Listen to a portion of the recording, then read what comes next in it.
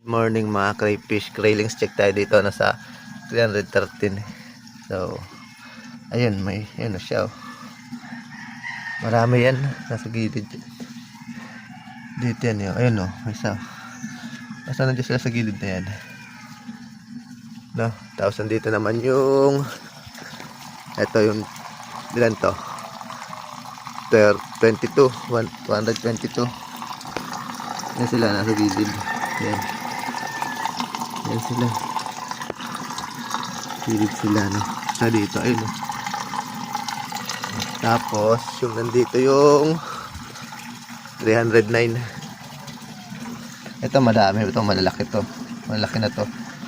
Ito mabilis lumaki nandito sa gilid. Nandito yan, oh.